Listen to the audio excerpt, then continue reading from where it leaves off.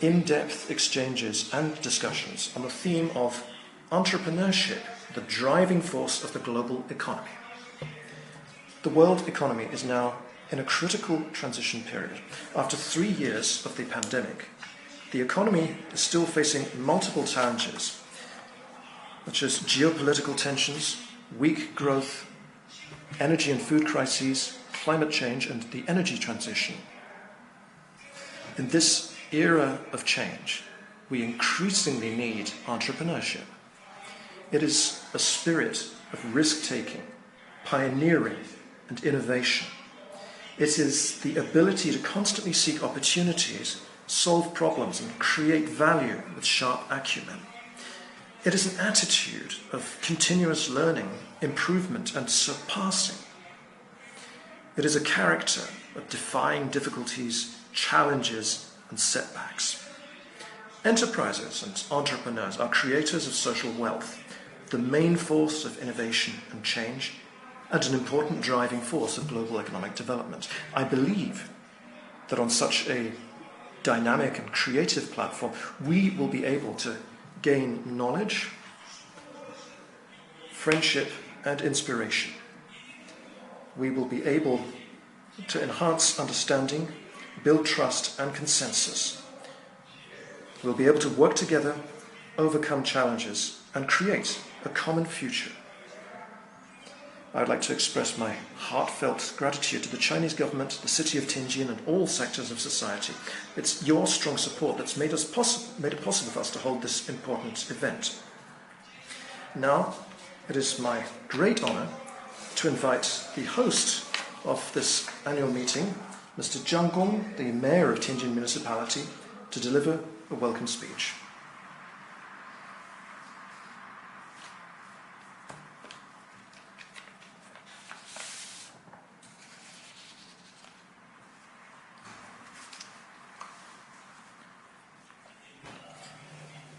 Distinguished guests, ladies and gentlemen, good morning. As the lush greenery of the season envelops us, the 14th annual meeting of the new champions, the Summer Davos Forum, is kicking off with a magnificent opening, welcoming a raft of fresh global leaders and familiar faces to the enchanting city of Tianjin. Premier Li Qiang will attend the event in person and deliver a keynote speech and engage in a conversation with you. On the instruction of CPC Tianjin Committee Secretary Chen Min'er, on behalf of the CPC Tianjin Municipal Committee and Municipal People's Government, I'd like to extend my warm congratulations and extend a sincere welcome to all the guests from home and abroad. The Summer Davos Forum, deeply intertwined with Tianjin for 15 years, is returning to its face-to-face format after a 4-year hiatus.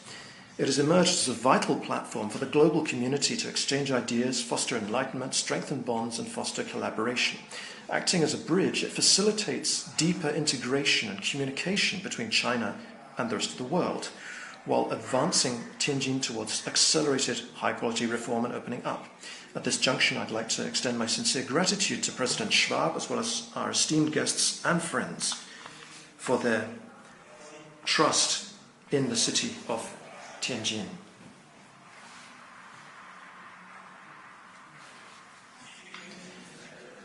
President Xi Jinping has emphasized the vital role of people, particularly entrepreneurs, in driving market vitality and fostering entrepreneurship.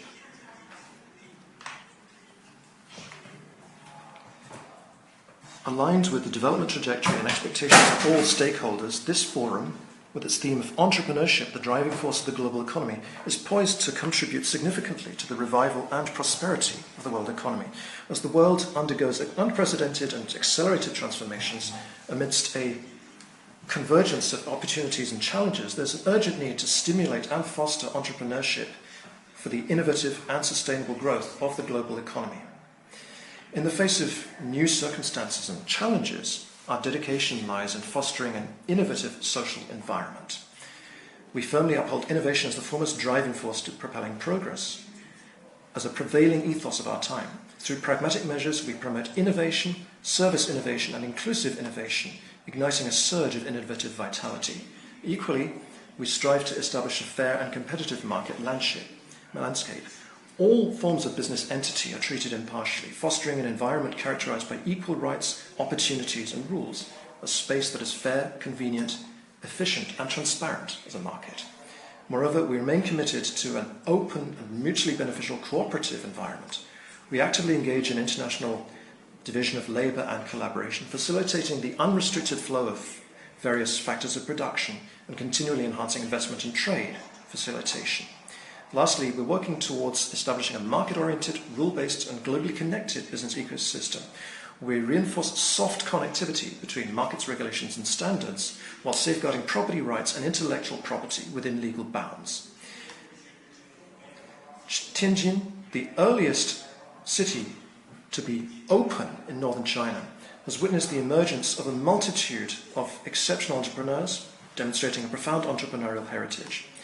Tianjin stands out with its notable advantages in its industrial base, scientific and educational innovation, ecological habitat, and port and other transport facilities.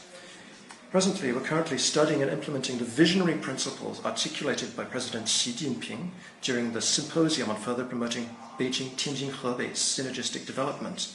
Embracing our new mission as a pioneer and a model in China's modernization endeavor, we're accelerating the implementation of the 10 actions aimed at promoting high-quality development. Our ultimate goal is to comprehensively transform Tianjin into a modern socialist metropolis. Striving to provide an expansive platform for the growth of domestic and foreign enterprises alike, we're committed to fostering beneficial cooperation for all that propels the high-quality development of Tianjin. Ladies and gentlemen, esteemed guests, there's nothing we can't achieve with the power of collective efforts and wisdom. Let us unite, seize the essence of the era, foster deeper exchanges and understanding, ignite creativity and shared agreement, and forge a brighter future together. Lastly, I'd like to wish this forum a resounding success and all guests a delightful stay in Tianjin. Thank you all for your presence and support. Thank you.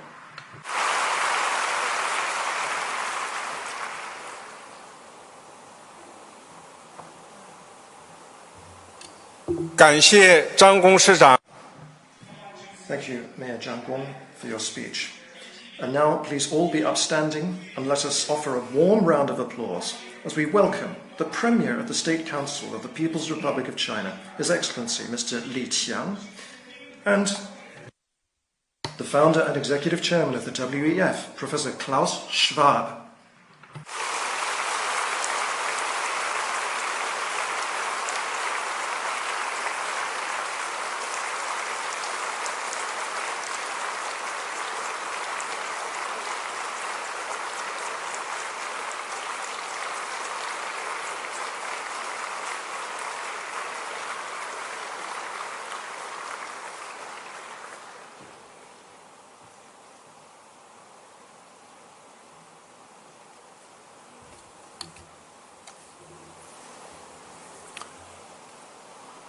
Premier Li Qiang, distinguished heads of governments, excellencies, ladies and gentlemen, good morning.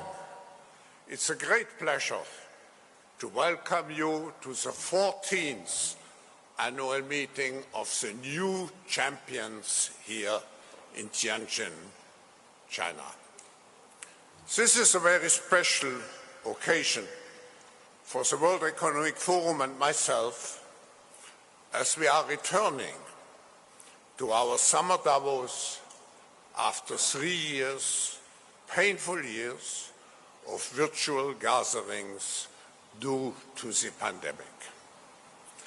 The theme of this year's meeting is entrepreneurship, the driving force of global economy. We are living in a time of unprecedented change and disruption, driven by advances in science and technology, by intense geopolitical tensions, as well as by social and environmental challenges. All those factors will impact the future of humanity. The world in those times needs bold and visionary leaders who can harness the power of innovation for the common good, and who can collaborate across sectors, regions, nations, and cultures to create a more peaceful, inclusive, sustainable, and resilient future. We are proud that you, the new champions of innovation from over 90 countries, have joined us here in Tianjin. You represent the brightest, the best minds from business, government, civil society, academia, and the arts. You are the pioneers, the entrepreneurs, the disruptors, and the creators who are shaping the new frontiers of human progress. You are also the stakeholders who have a strong responsibility to ensure that innovation serves humanity and not the other way around. You are also today the stakeholders who have a social responsibility and environmental responsibility.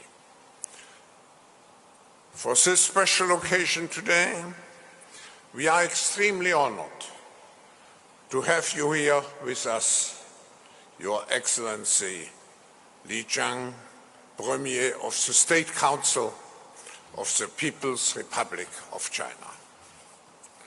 Premier Li is the ex-Premier of the People's Republic of China and a member of the Chinese Communist Party's Central Committee Politburo Standing Committee. Premier Li has a distinguished career in public service, having led the economic and social development of 3 major provinces, Zhejiang, Jiangsu, and Shanghai. He has also been instrumental in opening up China's capital market, attracting foreign investment and innovation, and creating new urban areas to address land scarcity. Premier Li took his office this March at China's National People's Congress at a critical moment when China adopted new COVID control measures and started to boost economic development, social dynamism, and international cooperation. China has set ambitious and encouraging economic growth targets of above 5% for 2023. In the first half year, China has made remarkable achievements in economy, in social development, in diplomacy, and in many other areas. However, like we all in the world, China is facing challenges in domestic consumption, employment, regional development balance, and geopolitical frictions. Premier Li, you will share with us today's China strategy for the future development of China and China's roadmap in tackling the challenges it faces. We are very much looking forward to your opening remarks, and I know that participants would very much like to be enlightened in hearing your perspectives of China's economic potential, great potential, China's philosophy in global cooperation, China's opportunities for global companies, and many other issues. The forum, with its over 40 years of friendly and extensive partnership with China, today the second largest economy in the world, will continue to fight fragmentation and strive for dialogue, understanding and collaboration as we stand for a future where nations have to work together for the collective well-being for humanity. We appreciate the long-term support from our Chinese friends, from many ministers who are here with us today as well. Thank you for your participation. Premier Li, we are eager to learn from your vision on China and the world. Please join me here at the podium.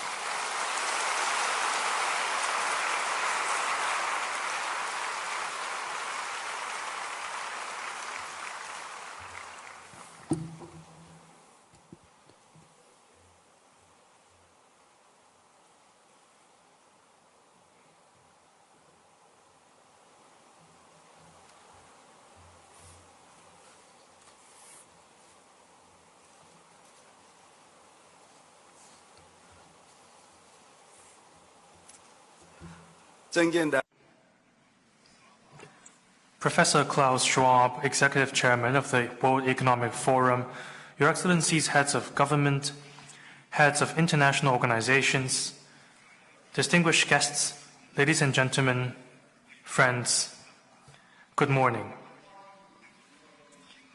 It gives me a great pleasure to join friends, old and new, here in the port city of Tianjin for the 14th annual meeting of the new champions. Let me begin by extending, on behalf of the Chinese government, warm congratulations on the opening of the event and a hearty welcome to all participants and journalists.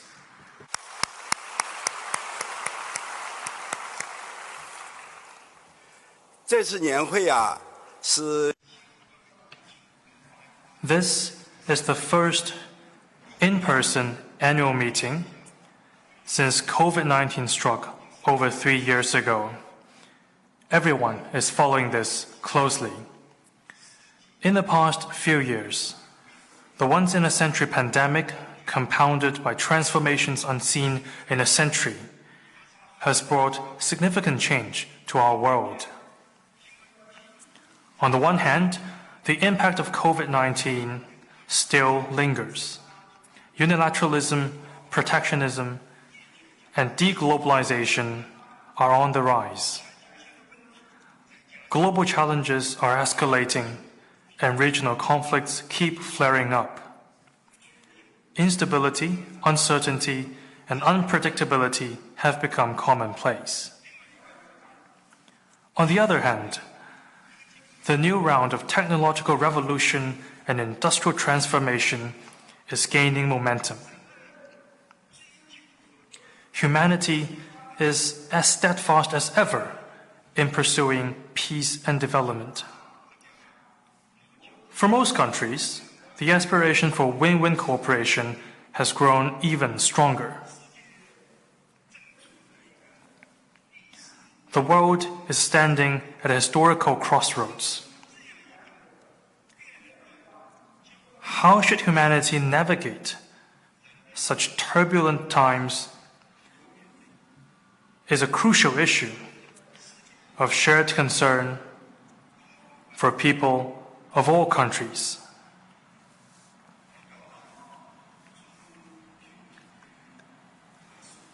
I believe that we could draw some very important lessons from the transformations happening in the world in the past several years.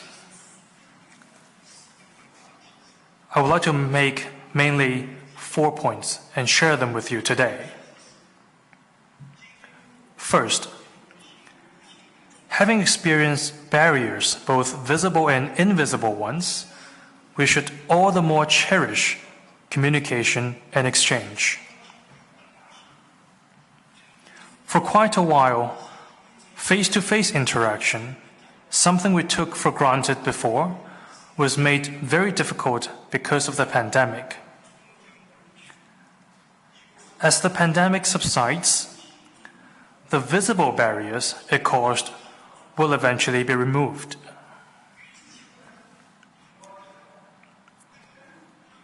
However, the invisible barriers put up by some people in recent years are becoming widespread and pushing the world into division and even confrontation. This is a bigger cause for concern.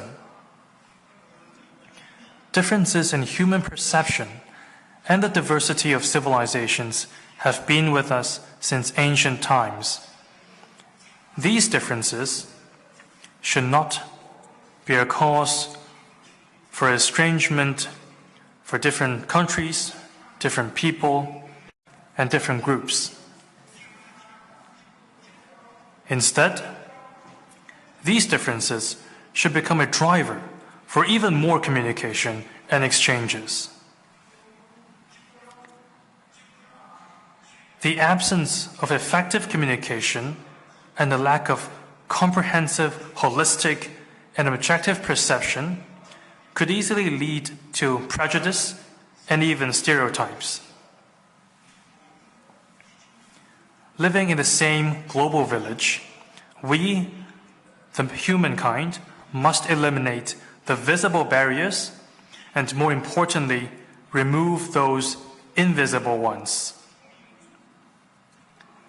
Different countries, ethnic groups, and civilizations need to deepen mutual understanding and strengthen dialogue to bridge differences and expand common ground.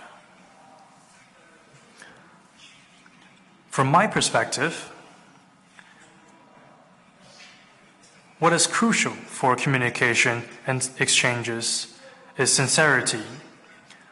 Only by treating each other with sincerity can we truly know and understand each other in order to avoid misperception and miscalculation. Effective communication, even if it only brings understanding, not agreement, would help reduce many of the disputes in today's world. The World Economic Forum, I think, is an important platform to facilitate such mutual understanding. Yesterday, I met with Professor Schwab. I said back then that in the world today, the World Economic Forum is of crucial importance in today's context. We thank Professor Schwab. Thank you very much.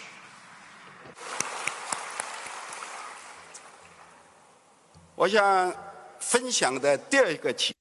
second observation I would like to make is that having experienced the shocks of global crises, we should all the more cherish solidarity and cooperation.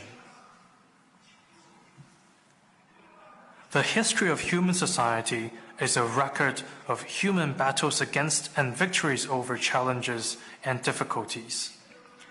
In face of a momentous crisis, no country can stay unscathed or solve the problems single-handedly. Solidarity and cooperation is the right way forward. In the past 3+ years, all countries have fought hard against the pandemic. It demonstrates the powerful strength of humanity pulling together and looking out for each other in hard times. COVID-19 will not be the last public health crisis humanity faces. Global public health governance needs to be enhanced.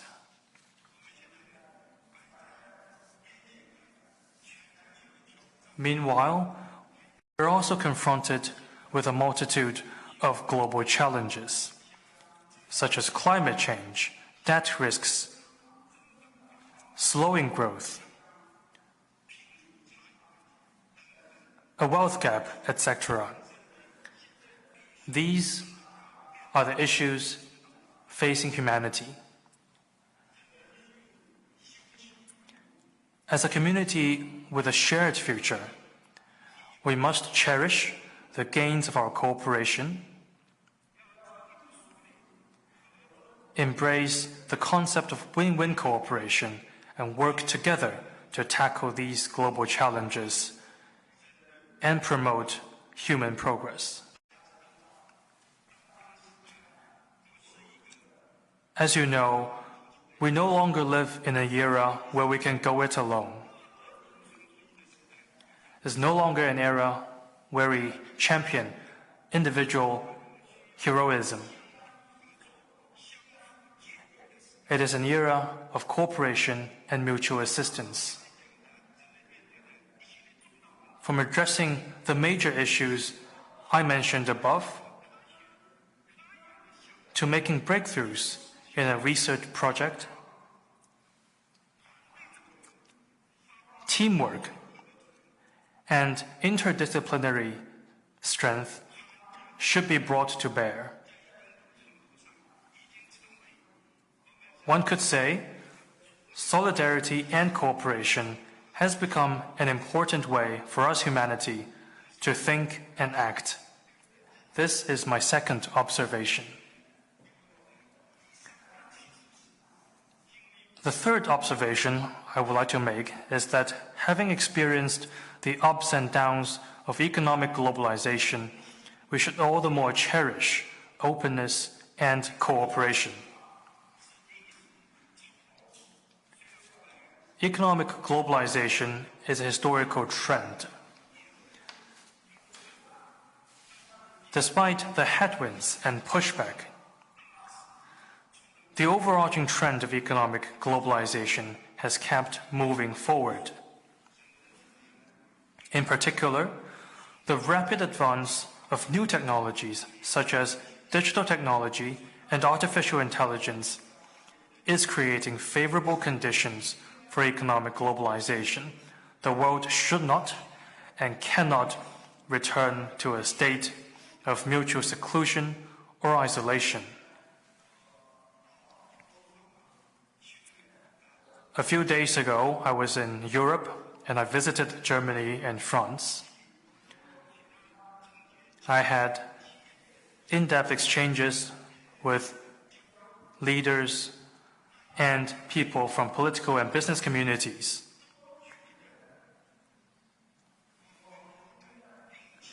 The prevailing view is to reject the zero-sum mindset and return to the right track of win-win cooperation.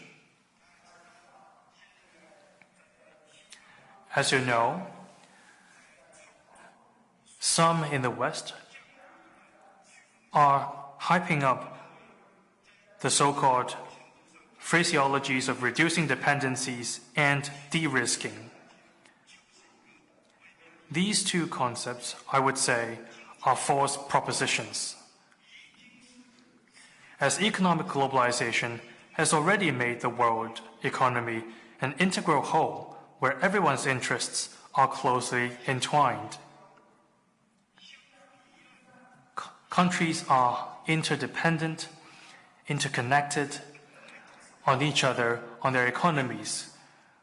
We can enable each other's success. This is something good rather than something bad. If there is risk in a certain industry, it is not the call or decision by a particular organization or a single government. It is businesses that are most sensitive and are hence in the best position to assess such risks. They should be left to come to their own conclusion and make their own choice. Governments and relevant organizations should not overreach themselves. Still less, overstretch the concept of risk or turn it into an ideological tool.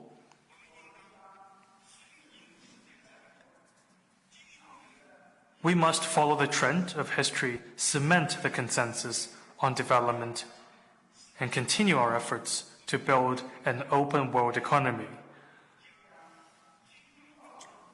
We should oppose the politicization of economic issues and work together to keep global industrial and supply chains stable, smooth, and secure in order to deliver the fruits of globalization to different countries and groups of people in a more equitable way. There is certainly no denying that with openness and cooperation comes competition. This requires us to get the relationship between competition and cooperation right, properly handle conflicting interests, and in particular, look for even more areas where interests converge. Simply put, we must work together to advance toward cooperation in order to make the pie bigger, and then look into how to share it appropriately. If the cake itself is small, even if we give it to one party, that is not something we are looking for. We believe that the premise of development is cooperation. We need to develop together. These are the three observations I made. And the fourth one is that having experienced the anxiety caused by conflict and turmoil, we should all the more cherish peace and stability. Without peace, nothing can be achieved. This is a hard lesson humanity has learned from history. In the past 100 plus years, the world went through 2 world wars and more than 40 years of Cold War before the humanity could finally enjoy a period of relative stability and development. We must cherish it. However, we're seeing quite unfortunate events. Recent years have witnessed repeated rhetoric by some to stoke ideological confrontation, hatred, and prejudice. These rhetorics keep coming up. And as a result, we are seeing acts of encirclement and suppression, and even regional wars and conflicts. People in the regions concerned have suffered deeply, and great damage has been done to world development. Peace is highly precious, and development is never easy. It takes persistent efforts to deliver these 2 lofty goals. We must act in the common interest of humanity and live up to the responsibility for peace and development. We need to uphold fairness and justice, overcome the security dilemma, and work collectively to safeguard a peaceful and stable environment for development. In China's official lingo, we compare security to the number of 1, and other things, the many zeros that come after it. In a numerical sense, without the number 1, all the zeros following it would come to nothing. That is how crucial security is. I believe this is the case for a country, a region, and more broadly, the entire world. Peace and stability are a fundamental prerequisite for development and everything else.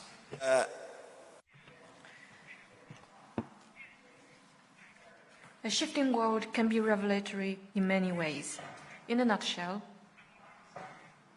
what is lacking in today's world, I believe, is communication, not estrangement, cooperation, not confrontation, openness, not isolation, and peace, not conflict.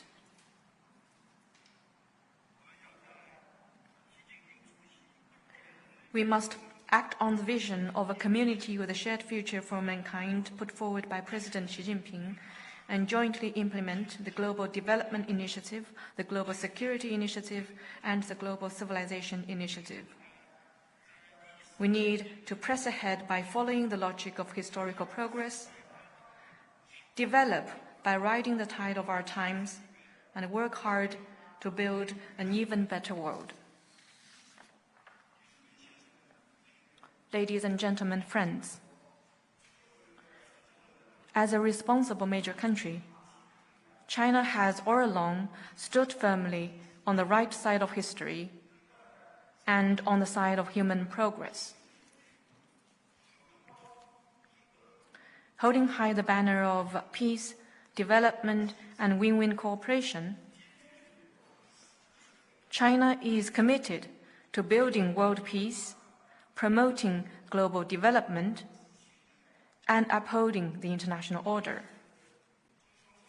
Most notably, since the 18th National Congress of the Communist Party of China, we have focused on promoting high-quality development, realized the goal of building a moderately prosperous society in all respects as planned, ended absolute poverty in China once and for all, and embarked on a new journey toward building a modern socialist country in all respects. Today, the Chinese economy is deeply integrated into the world economy. China has developed itself by embracing globalization and grown into a most staunch force for globalization. Over the past decade, China has been an important source of impetus for the steady growth of the world economy. In the past 10 years, the Chinese economy grew at 6.6% on average annually. Its share in global economic output increased from 11.4% in 2012, which is 10 years ago, to 18% last year. That is the share of our economy in the world. That is 18%. China's trade in goods ranked the top in the world for 6 years in a row. On average, China's contribution to global growth was over 30% every year.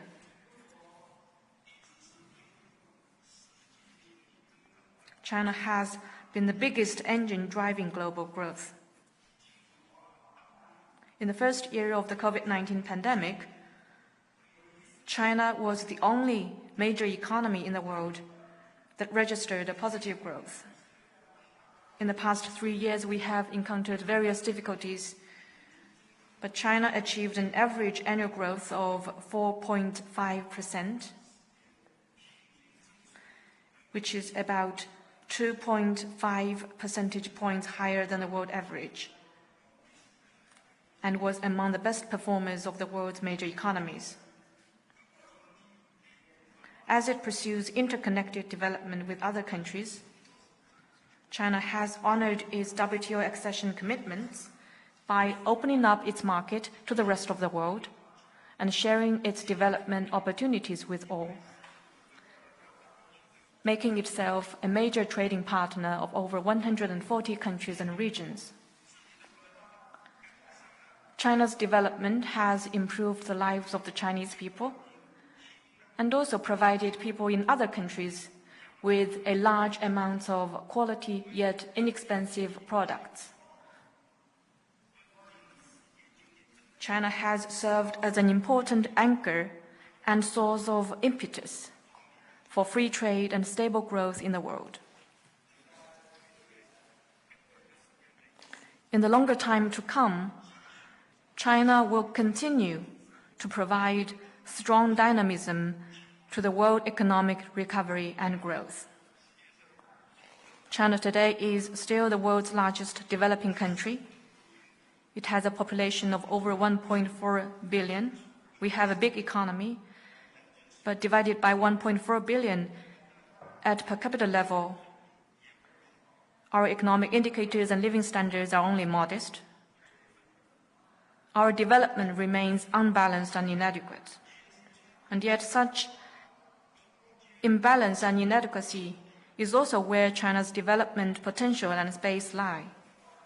We are acting on a new development philosophy, fostering a new development paradigm at a faster pace, and working hard to achieve high-quality development. We are introducing more practical and effective measures to further tap the potential of domestic demand, invigorate the market, make urban, rural, and regional development more coordinated, accelerate the green transition, and advance high-standard opening up.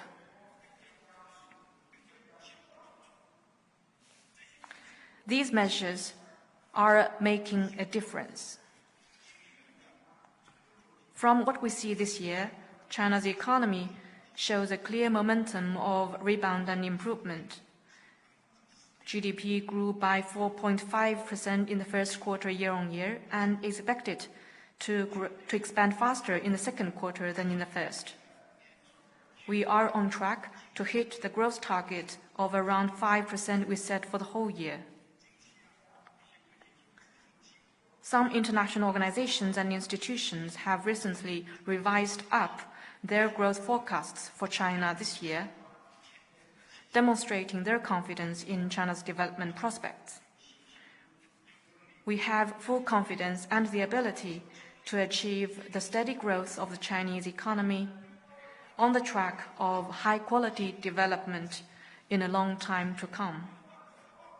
This will increase the size of the market, create opportunities of cooperation, and provide a consistent source of dynamism to the world economic recovery and growth, as well as opportunities of win-win cooperation to investors from all countries. Ladies and gentlemen, friends,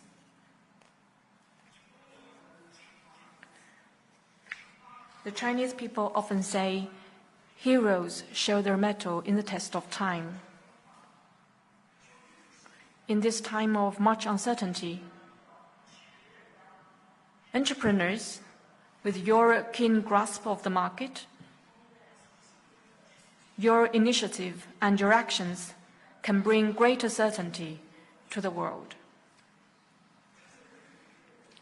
The theme of this year's annual meeting, Entrepreneurship, the Driving Force of the Global Economy, cannot be more fitting.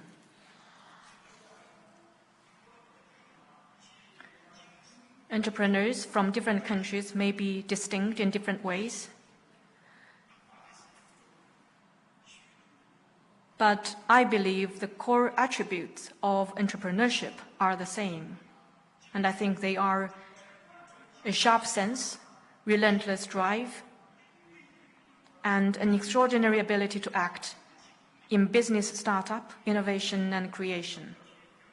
China wishes to work with all of you to firmly support economic globalization, firmly uphold the market economy,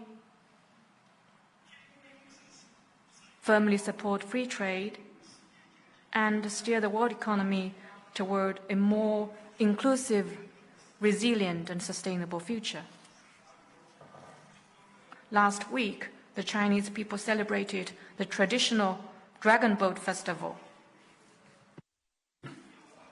An important sport for the festival is dragon boat racing. This sport captures the Chinese people's wish for fair weather and good crops. It also embodies a simple truth. When everyone paddles together, they can drive a big boat forward. Let us be united in our wish for win-win cooperation, paddle together with one heart and one mind, and steer the giant ship of the world economy toward a brighter future. I wish this year's meeting a full success. Thank you.